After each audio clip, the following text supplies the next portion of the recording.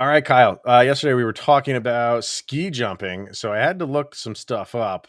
How fast do you think these ski jumpers go? I know there's different levels. Like they go Hmm. up, like there's a ski jumper that's a little bit shorter, and then the highest level. How fast do you think that they're going at top speed, Well, like a little bit over 20 miles an hour because I think that's what you hit on ice.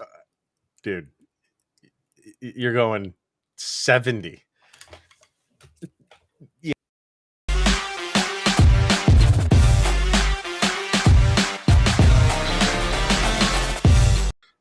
Yeah, man. What's going on, everybody? Welcome to the Locked On Avalanche podcast, part of the Locked On Podcast Network, your team every day. A couple of Retro Bowl veterans here on the show today. Could talk about myself and Mr. Shaggy Von Doom, Kyle Sullivan. Yeah, man. Ski jumpers can get up to speeds of 70 miles an hour. When I That's saw that, ridiculous. you're going to be getting by the end of the Olympics, our listeners are going to be ski jumpers experts, myself included, because it's the most fascinating Olympic sport there is. They're almost like Back to the Future speeds. Little known fact, if a ski jumper hits 88 miles an hour, they actually time travel. People don't know that. Just there hasn't been a ski jumper that got up to 88 miles an hour, nor doing it in a DeLorean. So we have not seen it yet, but maybe it'll happen this year. We don't know. Flux Having said all capacitors. that, absolutely. Doc, he knows what he's doing. So welcome everybody to the Locked On Avalanche podcast. Thank you for making this your first listen of the day. Always appreciated. Follow the show on social media outlets, LOPN_Avalanche on Twitter, Locked On Avalanche on Instagram. Questions, comments, concerns, opinions to lockedonavalanche at gmail.com, and follow the show on the show's YouTube channel. On today, we will be getting into the surprises of the season for the Colorado Avalanche so far, good and bad. Do the Avs need to add anything to this dynamic, to this roster, to this group, to kind of just get them going? I mean, they were starting to play better, but you're always looking to add pieces. Are the Avalanche looking to do that? And we will conclude today with thinking 10 years in the future. Do any of the players on the Avalanche now, 10 years from now, upset whatever people have in their minds as the current Colorado Avalanche Mount Rushmore? So that's always a fun discussion, which usually leads to blows and fist fights, and there's going to be bloodshed. So before we get to all of that, obviously, Mr. Shaggy Von Doom on the line. What's going on, my man? Anything new with you? Living the life. Getting Getting ready some. for Christmas or what? Yeah, that's right around the corner. Last Yeah, day it of is. school for my kids, so Mm-hmm. getting that excitement out of the way. But yeah, Christmas is on the way. Well, and Christmas is always about surprises, and people don't know what they're getting, and sometimes those are good surprises, sometimes those are bad surprises, and you don't get what you want, and then regifting comes into play, which is not a An bad thing, by the way. avocado. Gee, thanks. Thank you. Yeah, why would you get an avocado? Uh, I mean, you've had to get that relatively fresh because those go bad quickly. Real Anyway, quick. for the Avs, there's obviously been surprises for them, good and bad. So let's kind of talk about a few in any direction. And we can start with the let's start with the bad, and then we'll finish with the good. What's kind of something that kind of took you by surprise that you didn't think would happen to the Avs as a team or as an individual player? One of the things that we talk about all the time when it comes to like hyping up the Avalanche before the season even started was Avalanche depth. Avalanche depth. Like we are a loaded team, we are good on depth. And to see the circus of goalie depth that we've had to encounter this year, um, like I'm not saying the play has been great or bad. Like Darcy Kemper has been incredible, but when it comes to who's behind him, and that constant like uncertainty has been rough. And you thought you had something established with Francois, and that didn't happen. And then you thought maybe we could see glimpses of what JoJo was, and now you see where he is. And now we're calling up Eustace Ainanen, and we'll see how that goes. But I did not anticipate being at this point relying so heavily on Darcy Kemper. I thought we'd be more of a 1A, 1B situation in net, but it's Darcy Kemper show, and we're along for the ride. Yeah, I wouldn't say. I think you phrase it as Kemper has been spectacular, or wherever, whatever word adjective you used. I wouldn't say that, but everything that's been behind him makes you appreciate Mm-hmm. his play more.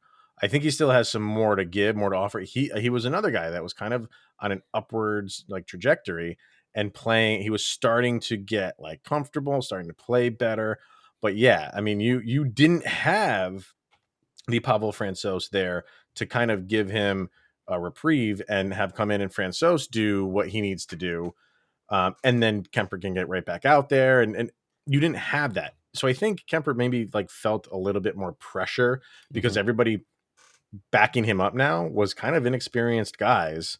So maybe he pressed a little bit more. I don't know, but he started to put, and I mean, and when he was out and you had Johansson there, it like I said, it just made you appreciate what Kemper can do, and at least you feel better about being in every game when he's Absolutely. in net. For Absolutely. me, one of the things that really kind of took me by surprise, and we kind of always, I don't want to say we're used to it, Avalanche fans. Maybe we are. I didn't expect them to start off so slow. Yeah. I really thought like this team knows what's on the line, and not that it was panic. I wasn't panicking or anything like that. But you had like, and we said it. If this team gets off to a slow start, all these questions are going to start creeping up. And that's exactly what happened. And they weren't fair. It's not warranted. It's a long season. You knew that they were going to break out of this funk, and they are. But I just thought, like, after last year, even the year before that, when you've been the favorite, when so much is expected of you, and you have like this loose dynamic of this team where it's not like you don't feel like all the pressure is on them and they're feeling like the weight of all of this pressure and the weight of the league, and that's why they got off slowly. I think they just got off to a slow start because that's what teams do. I don't know. I just thought that they would maybe handle it a little bit better.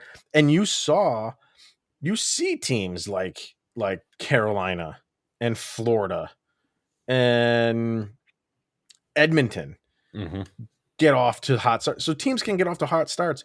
Why can't the Avs?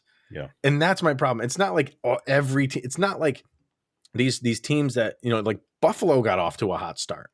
If the Buffalo Sabres can get off to a hot start, why can't the Colorado Avalanche? Yeah. So it kind of just like it was frustrating more than anything. And it was compounded by the fact like we started the season against Chicago, and it was one of those like big national stage. And I mean, it's crazy to think about it now, but there were people saying Chicago has a chance to make a run for the cup. Right.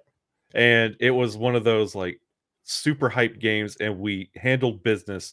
And then the next couple nights, the passing was terrible. Everybody seemed out of sorts, and it really was just a super high to a real low.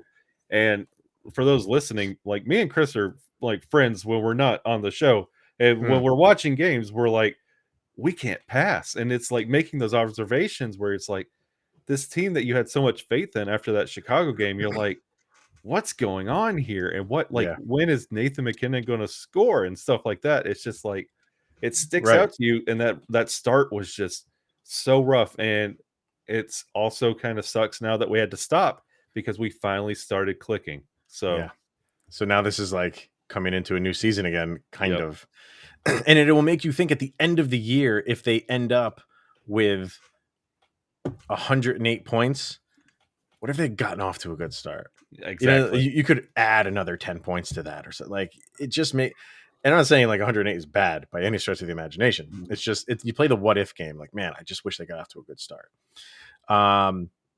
All right, let's hear from Stat Hero, and then we'll kind of look at the other side of this and then the good things that have been surprising to us so far. But Stat Hero, no one likes to play daily fantasy sports to lose. Winning feels so much better. But traditional fantasy sports are a long-term losing proposition because you never know who or what you are up against. Stat Hero is the first of its kind daily fantasy sports platform where it is you versus the house in a head-to-head fantasy matchup, and it's winner take all. And the crazy part is Stat Hero shows you their lineup before you play, and you handpick the team that you want to face them one-on-one. This is never before seen innovation of a fantasy sports and sports betting hybrid. Has Stat Hero players clocking odds that are over 4 times better. Why is that? Because you don't have to compete against thousands of experts or unknowns. Stat Hero puts you in control of your fate. And with Stat Hero, you are in control of the stakes. You decide how much you're going to play. And Stat Hero has no choice but to take it because they are daring you to beat them. Stat Hero head-to-head is what daily fantasy sports should be, one-on-one. So sign up for free right now at stathero.com/hockey and use the promo code hockey for a 100% deposit match. That's stathero.com/hockey with the promo code hockey, and you get a 100% deposit match. Once again, stathero.com/hockey. The promo code is hockey. All right, so we kind of went over some of the surprises that we didn't like to see. Mm-hmm. How about some positive surprises? You would be hard pressed to talk about the Avalanche to this point. And one of the positives that came out of nowhere, honestly, was what we like to refer to as the ascending line of Abe-Kubel, Jost, and Newhook. Yeah. That just seeing Jost kind of revitalized with a new face and kind of the new blood on the team. That line has been so much fun to watch.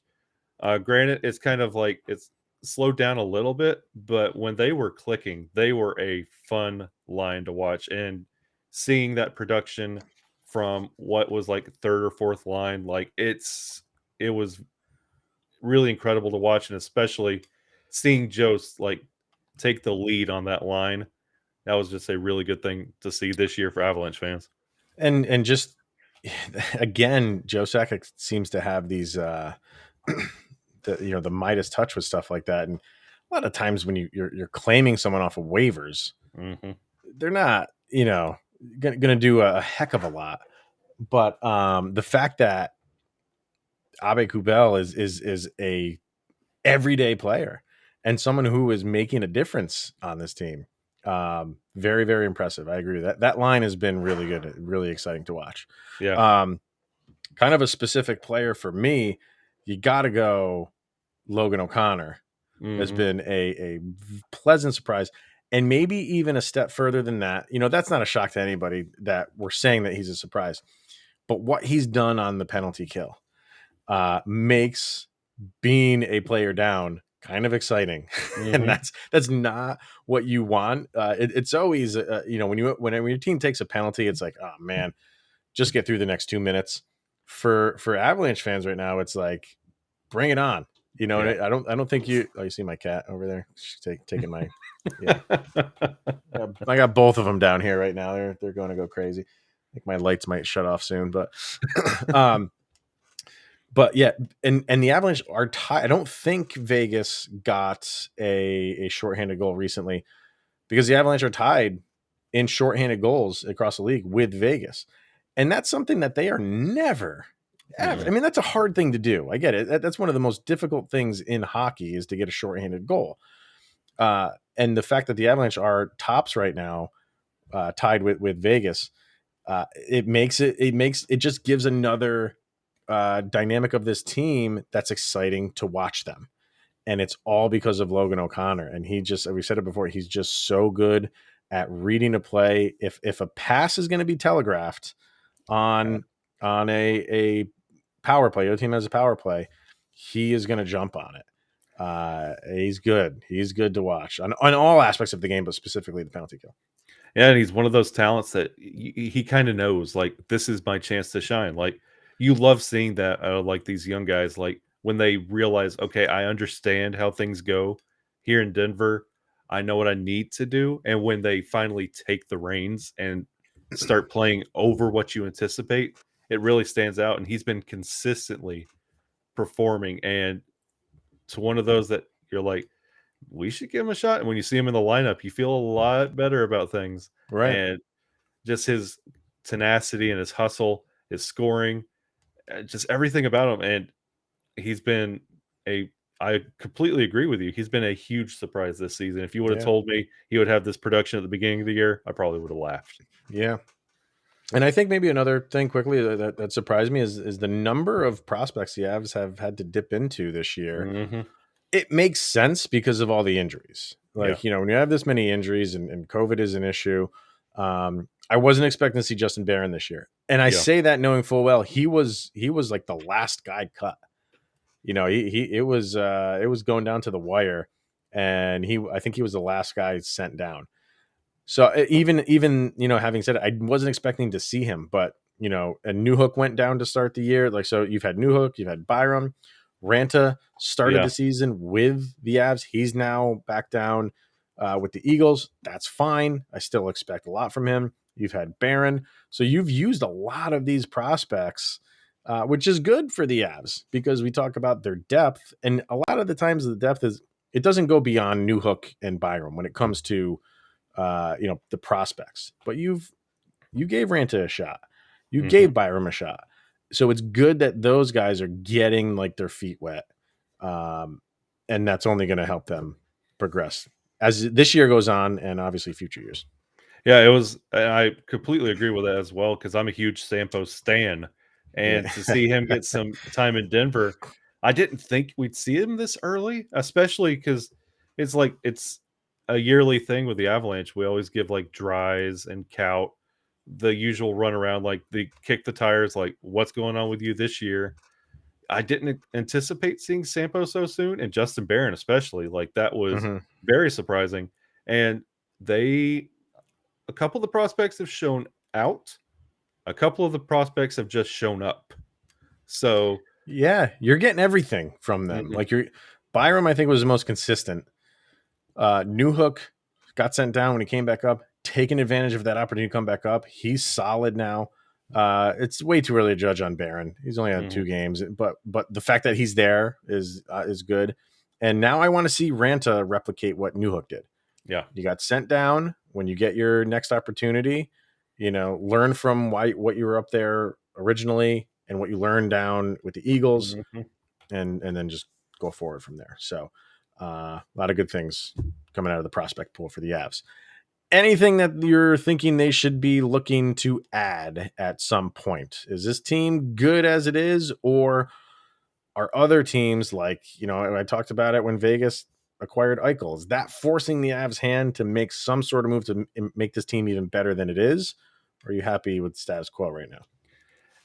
Honestly, if you would, this is one of those questions. If you asked me at the beginning of the year, I would have said, "Give me some veteran presence in the forward department." Like, Yeah. but with the year now, Val Nichushkin is now that player that I wanted. He's ascended to this role that he's like. You were talking about shorthanded goals. Val's got two. Like he's Yeah. really really good. So I feel like we're good there. I think one more solid. He could be a veteran. He could be kind of a younger, but one more defender. Just one more. And you want it? You know who I miss right now? Oh, I'm thinking the same thing. Who? Is it gravy? No. Oh, well, Really? yeah. I mean, yeah, it is. But even more than that, Zadorov. Yeah. I think Zadorov would, and I had my issues with him, and I was in agreement with the trade. I thought it was a good deal. You got really good value for him, bringing in Saad, but they Curtis McDermott is not Yeah. doing what Nikita Zadorov would do. And I think if they could do it over again and bring him back in and say, like, all right, like we tried to mold you into what we wanted you to be. And it didn't work all the time. Sometimes it did. And I think the Avalanche right now would be okay with the sometimes with Mhm. Nikita Zadorov because he'd be the muscle back there. McDermott does it occasionally. Zadorov does it all the time. I would and, like, especially, like, Zadorov now with the way that we're handling offensive zone transitions, where we're not doing the tried and true, like, drop back, like, and weird just overpassing to get into the offensive zone. Zadorov he would thrive in that situation. And Yeah. if, hey, Zadorov, Ian Cole, "Hey, what are you doing, bud?"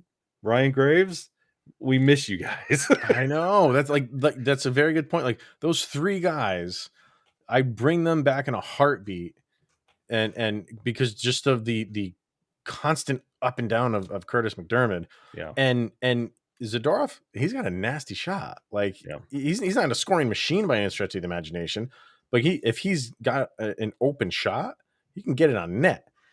And he's got a pretty good howitzer for a slap shot. So I would welcome him back in a second. Especially with Ryan Murray being out for a while. Like, come on. Come on. Yeah.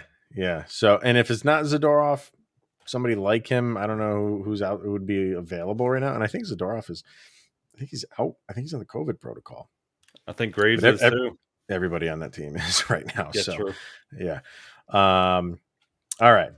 Let's hear from Bet Online, and then let's get into some Mount Rushmore talk and forward thinking. These are always fun. But first, Bet Online has you covered this holiday season with more prop bets, odds, and lines than ever before as the football season continues its march towards the playoffs and the College Bowl season is upon us. BetOnline remains your number one spot for all the sports action this season. So head to the website or use your mobile device to sign up and receive a 50% welcome bonus with your first deposit. Just use that promo code LOCKEDON to receive your bonus. From basketball, football, the NHL, boxing, and UFC, right to your favorite Vegas casino games. Don't wait to take advantage of all the amazing offers available for the 2021 season. And BetOnline is the fastest and easiest way to bet on all of your favorite sports. Don't wait to take advantage of all the new amazing offers available. BetOnline.ag is where the game starts. So Colorado Avalanche, Mount Rushmore, the three that everybody, no doubters, Joe Sakic, Peter Forsberg, Patrick Waugh.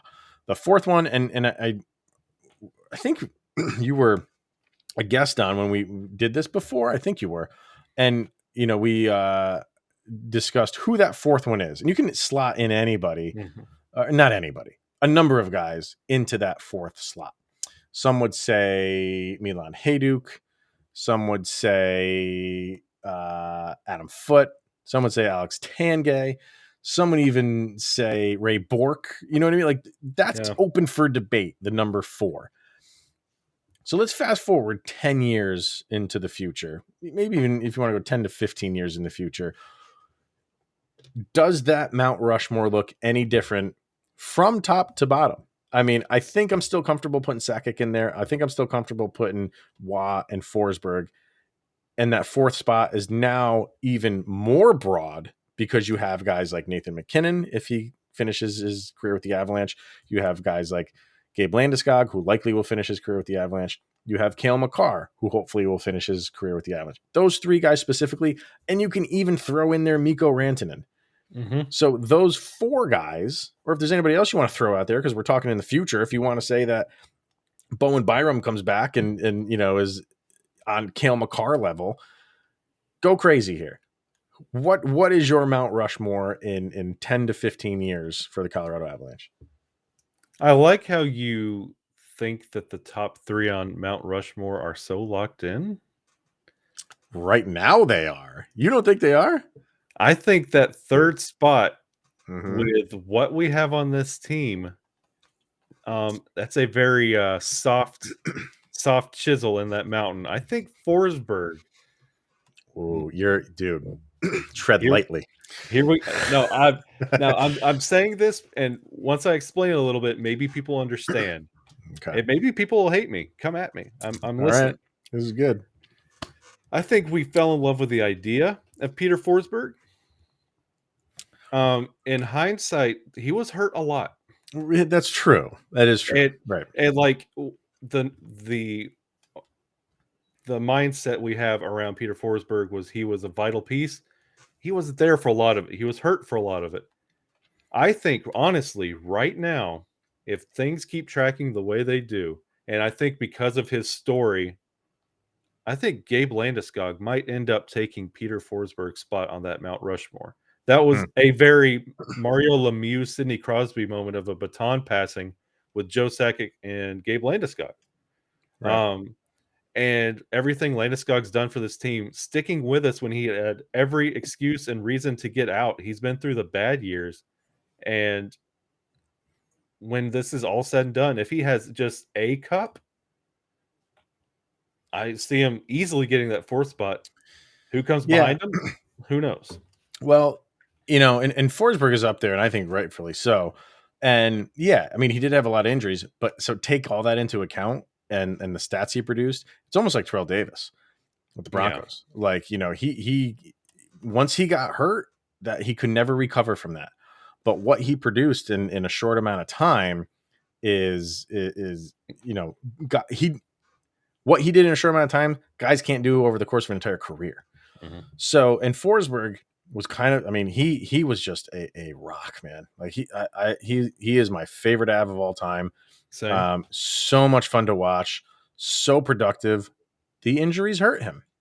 Yeah. Now you play the what if game. You play the what if game with him about if he had stayed healthy, how far high up would he be on the list in terms of stats? But you're talking about stats.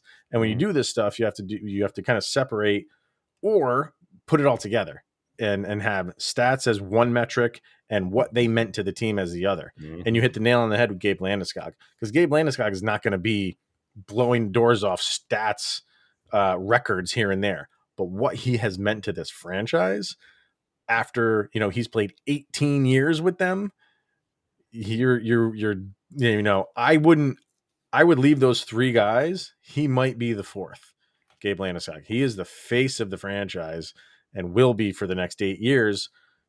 And then, after he's done and in a full career in an Avalanche uniform, very, very good chance he gets up there. But if we are going on stats and we are going on, superstar level of players, you're looking at Cale Makar and you're looking at Nathan MacKinnon. How would you put Gabe Landeskog above what Nathan MacKinnon is and still can potentially be, and even Cale Makar? Because you always get that question. If you were to start the Avalanche over again, who would be their number one pick? It is MacKinnon and Makar right now. And I think people would be going back and forth between those two guys, and no answer is wrong.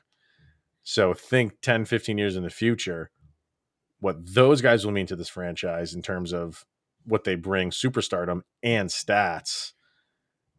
How do they get bumped out of this number 4 spot on the Avs Mount Rushmore? And see, that's why I put Gabe at 3, because I knew one of those two names, if they stay in an Avalanche sweater, that's your number 4. Okay, that's so why you're taking 2 from this era. I am. Wow. And that's why Forsberg disappears, because again, Landeskog has proven his loyalty and everything he means to the Avs. And if we get 4 more years of Nathan MacKinnon or 4 more years of Cale Makar, you have that 4th spot on that Mount Rushmore. And another controversial take, it might be Cale Makar over Nathan MacKinnon. By the end of everything, it's trending that way, man. It really is. And that's not to take away from Nathan MacKinnon. I mean, that is going to be if you're ranking these guys, that's going to be a dogfight until both these guys hang them up. And I really think it's going to be one of those things where, like I said, there's no wrong answer. There's no, there's some guys that are going to be like, well, and I think you can make an argument for each one of them because they play different positions. They were both forwards. You could kind of just be like, there's the line in the sand. This guy had more stats than the other.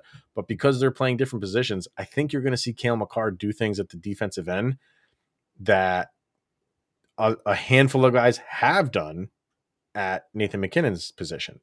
That's not to take away from him. It's just Cale Makar, I think in the end, is going to be doing things that not a lot of guys at his position have done. Yeah. So that's why, man, I can't move those 3. I can't move. I'm not where you are. I can't move Sakic. Clearly you can't move Sakic. You can't move Wah. And I think Forsberg is entrenched there. And I think when it's all said and done, I think you're looking at Cale Makar there. And that would give you 2 forwards, a goalie, and a defenseman. That is a perfect Mount Rushmore, if you ask me. I agree with that. Yeah. Tough. So I know people are listening to this with theirs, and you're either agreeing or disagreeing with me and Kyle, and everybody has their opinion on this. This is what I love about debating this stuff and talking about why. There's no wrong answer here. No. Like, just, if Kyle wants to put if Kyle wants to put Mikko Rantanen in there, that's his prerogative. He can do that. But he will have explanations as to why. Mm-hmm. I want to hear from the people listening and shouting at their radios right now as to why we are so wrong and who you would put in there. Is there none of these guys, current guys, that you would put in there, and you are steadfast on the originals, and you would put Rob Blake in there, or give me that number 4. I'm curious to hear number 4s. Right. And if you agree with Kyle on Forsberg being a little chiseled out there, a little loose in the rocks, let me know. Let me know if you agree with them. I'm sure there's some people out there that agree with you. So we'll want to hear from you. LockedOnAvalanche@gmail.com or find us on Twitter. All right, man. That will wrap it up for today. We will be back tomorrow. We got one more episode before Christmas, so we'll record a Christmas Eve episode. We're gonna throw a question up on Instagram. You follow on Instagram, and these stories page usually put up questions. So we'll do that for tomorrow, and then we'll kind of get like a listener mailbag in here for tomorrow's episode. Those are always fun. Mm-hmm. All right, man. Anything you got before we sign off here for the day? Oh, keep your eyes out here in Puckburg season 2 coming. Yes, Puckburg. Welcome to Puckburg. Here in Puckburg. Yeah, season here in 2 Puckburg is season underway. 2. If you want to be featured on that, get a hold of Kyle. He'll interview you. Ears. Yeah. He'll interview everybody. There's a 100% survival rate. Nobody has died from being in. It's a very. There's not a big cop presence in Puckburg. No. It's very friendly. And Chris over here was the first guest ever on here at Puckburg, so he's living proof you will make it through. It was when it was population 1. That was me. Yeah. All right, everyone. Thank you for tuning in. It's always appreciated, making this your first listen of the day. Check out Locked On NHL. Make that your second listen of the day. Get updated on everything going on around the league because there's a lot happening. So that's going to wrap it up today. He is Mr. Shaggy Von Doom, Kyle Sullivan. I am Chris Maselli. This is the Locked On Avalanche podcast. We'll see you guys tomorrow.